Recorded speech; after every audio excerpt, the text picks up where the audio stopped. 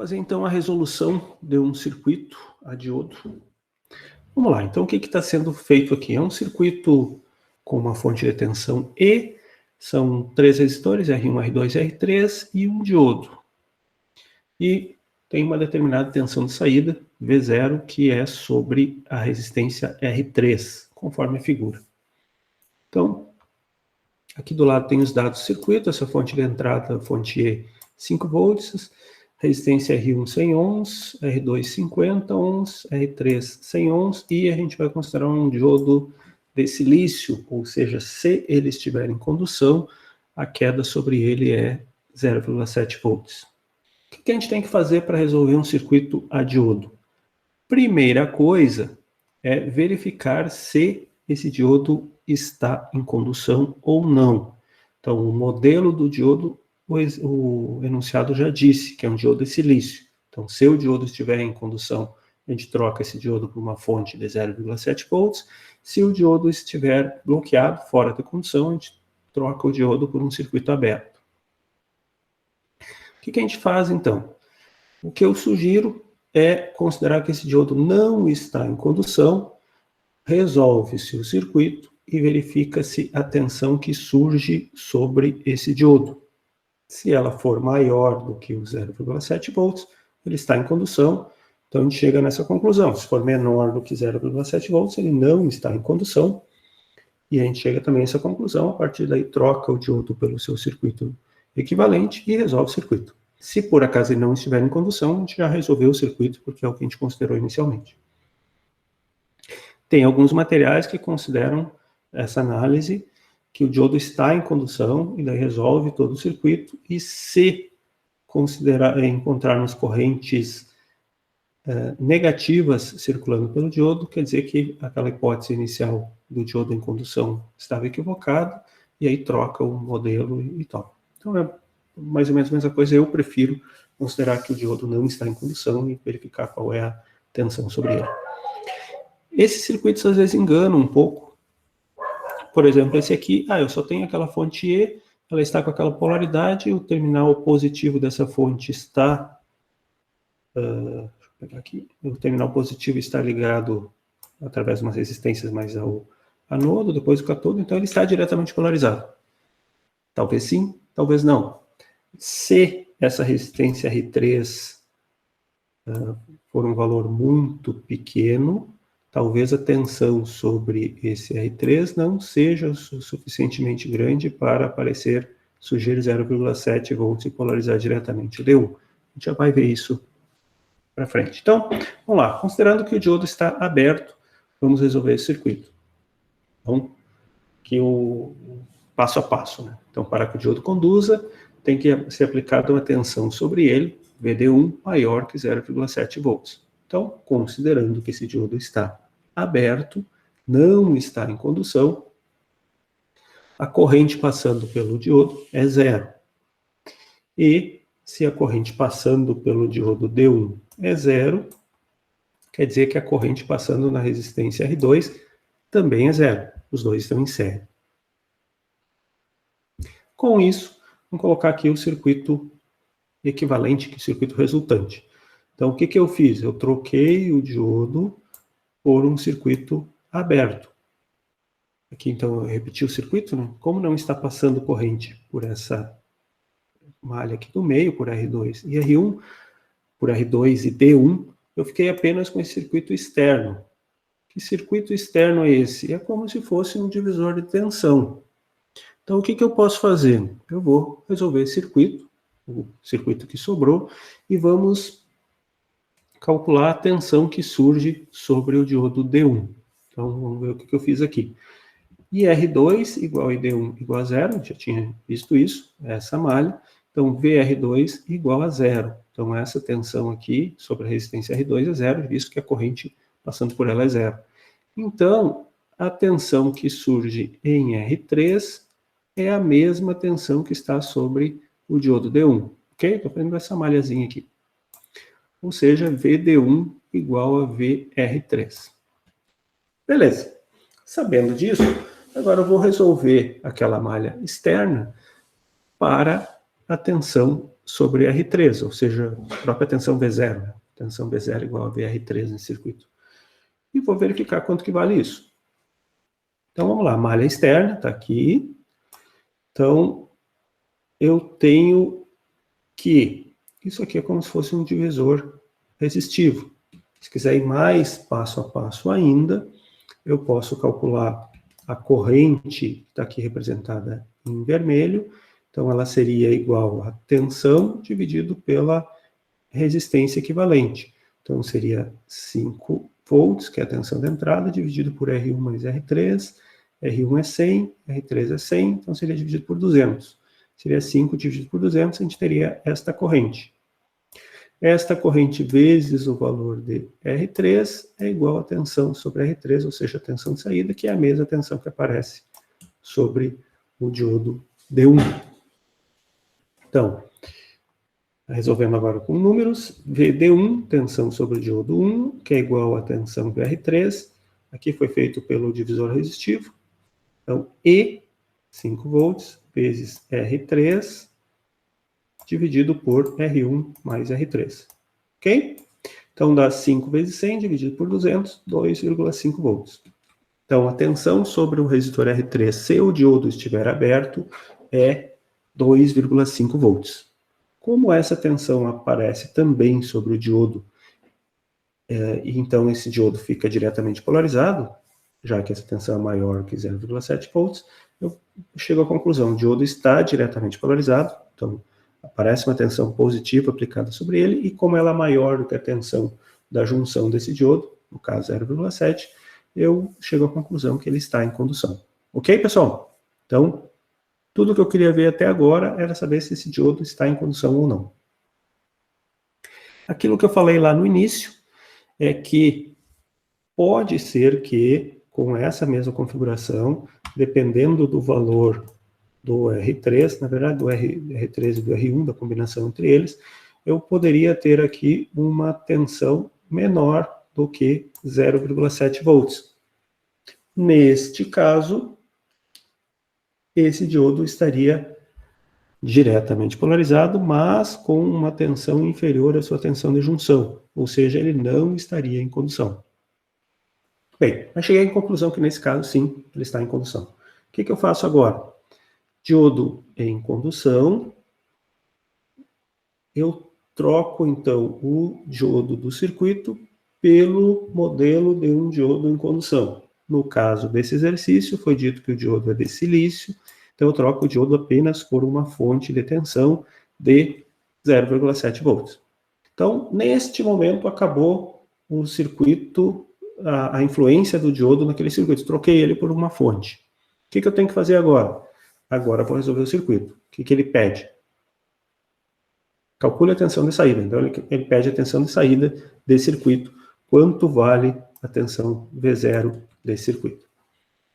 Então, eu tenho algumas malhas, eu tenho nós, e eu tenho que saber resolver a tensão de saída. Aqui tem muitas técnicas que podem ser utilizadas. Eu gosto de trabalhar com superposição, que é uma técnica de resolução de circuitos quando a gente tem mais de uma fonte, que é o caso aqui. Como que é essa técnica? Eu considero o efeito de cada uma das fontes individualmente no circuito. Então, o que eu quero dizer com isso? Eu vou considerar primeiro o efeito de uma fonte. Aqui eu acho que eu fiz da E primeiro. Então, vou considerar o efeito da fonte E. E quando eu estou fazendo isso, eu desprezo a fonte VD1, a segunda fonte. Depois eu faço só para a segunda fonte, desprezo a primeira fonte. E depois eu somo essas duas soluções. Então, coloco uma sobreposta à outra, aí vem o nome de superposição, ou sobreposição, uma sobre a outra, e aí eu tenho o resultado final. O que eu tenho que cuidar utilizando essa técnica é a questão do sentido das correntes. Então, eu determino um sentido padrão, e depois eu verifico em cada uma dessas efeitos, em cada uma das fontes, se a corrente resultante está naquele mesmo sentido ou não, se ela é positiva ou se ela é negativa. Então vamos lá. Então, aqui, esse texto está exatamente isso que eu estava falando, né? Então, existem várias técnicas que podem ser aplicadas para a resolução de circuito. Será usada a técnica de superposição, onde o efeito de cada uma das fontes é analisado individualmente. As fontes de tensão são não analisadas, que não estão no circuito naquele momento, são substituídas por um curto-circuito 0 volts. Então, define-se o sentido das correntes. Eu coloquei ali aquelas 3 setinhas vermelhas. Esses são os sentidos convencionais das correntes nesses 3 resistores. Então, já sei que se tiver corrente vai ser naquele sentido mesmo, visto que a fonte de entrada está com aquela polaridade. Então, escolhi isso. Vamos lá. Será inicialmente considerada somente a fonte E. Então, o circuito equivalente, eu troco a fonte VD1 por um curto-circuito. Ok? Fonte de tensão vira um curto-circuito, ela não tem nenhum efeito no circuito. Agora eu vou resolver o circuito da direita, considerando dessa forma. Tem uma fonte só, fica bem mais fácil a resolução desse circuito. Né? Então, se eu tenho uma fonte de tensão e várias resistências, a gente normalmente faz o equivalente dessas resistências e resolve o circuito. Aqui, por exemplo, posso fazer o paralelo do R2 e R3, depois essa equivalente insere com R1 e eu teria a corrente passando nessa resistência equivalente, seria a mesma corrente no R1. Tendo essa corrente, tenho como determinar aquelas outras duas separadamente, visto que eu sei a tensão sobre R2 ou R3. Então, vamos lá. É exatamente isso que é feito aqui. Né? Então, primeira coisa, a resistência equivalente do paralelo da R2 e R3. Então, R2, 50 ohms, R3, 100, deu 33,33 ohms. Beleza, eu chamei aqui de R equivalente 2,3. Então, a corrente que circula pelo R1 seria o valor da fonte de tensão dividido pela soma dessa R1 mais essa outra equivalente. Então, deu 37,5 mA, que essa corrente circula pelo R1 e também circula pelo paralelo dessas duas. Então, o R1 já sei que passam 37,5. Como ela se distribui o R2 e R3, então, inicialmente eu calculo essa tensão V0, ou a tensão sobre o equivalente. Aqui é uma forma de fazer isso, né, que é a tensão da entrada menos a queda de tensão R1, ou eu poderia fazer essa própria corrente 37,5 vezes 33 ohms, eu teria o mesmo valor. Né? Então, 1,25 volts seria a tensão sobre a resistência equivalente. Mas essa tensão também está sobre R2 e sobre R3, visto que a resistência equivalente, que é o paralelo dessas duas, está ligado entre os mesmos dois pontos. Então, com isso, eu tenho como calcular a corrente que passa no R2, que seria essa tensão de saída dividido por R2, 1,25 dividido por 50, deu 25 mA, e o cálculo da corrente que passa por R3, da mesma forma, os mesmos 1,25 volts, só que agora dividido por R3, que é 100 ohms, 12,5 mA. Ok? Aqui foi chamado de, não falei antes no R1, né, foi colocado um subíndice A, que é essa primeira consideração aqui com a fonte E. Então, eu calculei a corrente no R1, no R2 e no R3. Aqui é outra forma só de calcular o R3, já que eu tenho a corrente nessa seta e nessa aqui, para essa aqui seria a que entra menos a que sai desse nó. Né? Então, seria os 37,5 menos 25, que também dá os 12,5 mA. E observa-se ali que essas 3 correntes calculadas, elas circulam exatamente no mesmo sentido dessas setas aqui que eu considerei. Então, são 3 correntes positivas. Ok. Agora, vamos considerar a segunda fonte que tem no circuito, que é a fonte VD1. Então, eu deixo a fonte VD1 representada e as outras fontes, no caso só tem mais uma, a fonte E, eu coloco um curto-circuito. E resolvo esse circuito. A resolução é similar, o circuito é muito parecido. Eu tenho em série com a fonte uma resistência e outras 2 resistências que estão em paralelo. Então, a resistência paralela aqui entre R1 e R3, que eu chamei de equivalente 1,3, é o paralelo do R1, que é 100 ohms, com R3, que é 100 ohms, dá uma resistência de 50 ohms. Da mesma forma, então, agora eu posso calcular a corrente que circula pelo R2. Então, a corrente sai da fonte, passa pelo R2 e vem para essa resistência equivalente. Né? Um pouquinho para cá, um pouquinho para cá, mas pela resistência equivalente. Nota-se que essa corrente é no sentido contrário à seta que eu representei antes. Vamos lá, então, IR2, tensão de entrada aqui nesse caso agora é 0,7 volts, que ficou só V1, né? Seria VD1, essa tensão. Dividido por R2 mais aquela resistência equivalente deu 7 mA. Da mesma forma que eu fiz antes, eu posso agora determinar qual é a tensão sobre a resistência equivalente, que seria a própria tensão de saída, V0, que é a mesma tensão que está sobre R3 e sobre R1. Então, aqui 0,35 volts. Ok? Então, agora eu posso calcular, já que eu sei a tensão de saída, qual a corrente que passa por R1 e por R3. Por R1 seria o 0,35 dividido por 100, 3,5 mA, e no R3 a mesma coisa, visto que a resistência tem o mesmo valor, também 3,5 mA. Observa-se que a corrente, então, ela sai dessa fonte, passa por essa resistência e vem para cá, uma parte. Então, está no sentido contrário da seta, essa que passa por R1, e a outra parte passa por aqui, vem para cá e passa por R3. Está no mesmo sentido da seta que eu convencionei a corrente por R3. Então, agora a gente soma as correntes das duas resoluções anteriores. Então, no IR1, fica IR1A, que estava no mesmo sentido da seta, está positivo, menos IR1B, porque essa segunda parcela estava circulando no sentido contrário no R1. Então, 37,5 menos 3,5, 34 mA.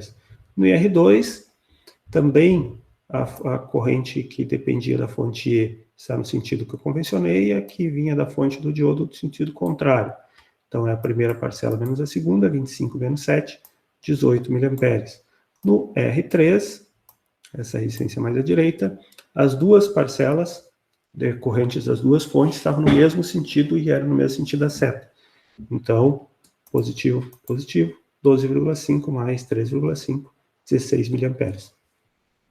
Aqui tem um ou, eu poderia calcular também essa corrente numa das resistências a partir da corrente nas outras duas. Por exemplo, o R3 poderia ser o IR1 menos o IR2, ou 34 menos 18, também dá os 16 mA. Ok? Com isso eu cheguei nas correntes resultantes nas três resistências. O que está pedindo o exercício? Tensão na saída. Então, tensão na saída, tensão V0, é igual a tensão sobre R3. Então, tensão numa resistência, normalmente a gente aplica a lei de Ohm, eu sei já o valor da IR3, sei o valor da corrente IR3, sei o valor do resistor R3, o resistor R3 100 ohms, a corrente que circula por ele 16 mA, então a tensão sobre a resistência R3, que é igual à tensão de saída, 1,6 volts. Com isso, a gente resolve este circuito.